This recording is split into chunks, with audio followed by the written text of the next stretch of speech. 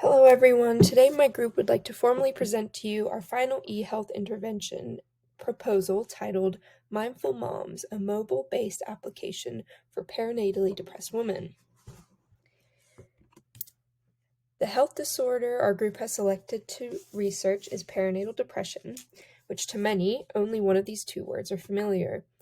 So to describe it to you, perinatal depression is the combining term describing a mood disorder that affects women during pregnancy and after childbirth. Affecting 10 to 20% of perinatal women, the extensive list of symptoms include persistent sadness, anxiousness, empty mood, feelings of guilt, worthlessness, fatigue, abnormal decrease in energy, pains, cramps, trouble bonding or forming an emotional attachment with the new baby, and in severe cases, thoughts of death, suicide, or harming oneself or the baby. The disorder holds significant importance due to its prevalence, extensive list of risk factors, and lack of current awareness. Perinatal depression is non-discriminatory, affecting women of any age, socioeconomic status, education level, race, and/or ethnicity. As I mentioned earlier, perinatal depression affects 10 to 20% of women and is even more common in women who hold risk factors such as previous history of anxiety or depression, obstetric risk factors such as risky pregnancies, young age, glucose metabolism disorders, plus so much more. At this time, perinatal depression lacks the awareness it deserves. So many women and outsiders are blinded by the barriers, including the more serious symptoms of pregnancy and postpartum, that perinatal depression is swept under the rug, leaving patients feeling as if their symptoms are invalid. Along with this, societal awareness and acceptability of the disorder is limited, leaving outsiders with high expectations of perfectionistic motherhood. Mothers themselves often feel rightfully jealous of those with happy, easy pregnancies, and sometimes even feel guilty for being unable to provide that same experience for them and their newborn. These factors often prevent patients from seeking help, which can be seriously dangerous for both mother and baby. The target audience for our health intervention, and most specifically our mobile application, is women within the perinatal period. Limiting our audience any further would be ultimately dissatisfying to both developers and consumers, as there currently lacks sufficient eHealth applications for women experiencing perinatal depression. Most mobile applications that are available for women with perinatal depression are designed for the use of doctors and healthcare providers and are not useful to the patients themselves. The demographics for our current population are women aged 18 to 35. In order to address and cope with their perinatal depression, it is important for these women to know that they are not alone, and although they've developed this mental disorder, it is not their fault and there's no way they could have prevented it. Throughout the process of designing our eHealth intervention, a list of goals were developed in order to create an app with specific and useful information and components.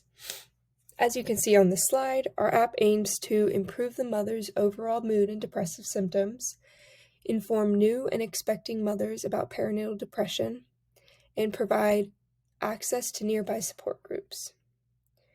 During the entire research and creative process, our group has consistently come back to these goals to ensure an effective app for all users. The behavioral objectives listed in this slide all connect to specific subcomponents of our proposed applications. Users will seek information on their condition via the Information tab. They will document and track their mood via the Guided Journal tab. Users will engage in behaviors that mitigate their symptoms via the Self-Management tab. The main features of our application are self-management tools, daily guided tracking journals, location-based therapies, and informative awareness. Here's a conceptual framework created by Courtney, which displays the goals in relation to their designated components. So now we're going to get into the specific components of the application. The first I designed, which is the loading and landing page. This is the loading page. The sun will spin to signify the loading of the application. Then it opens to the homepage, which brings up the self-management components. Courtney designed the first subcomponents, which is motivation of the day. Here, each day a new motivating quote or saying will be presented in aim of encouraging strength within the user as a mother and a smart, beautiful, and powerful individual.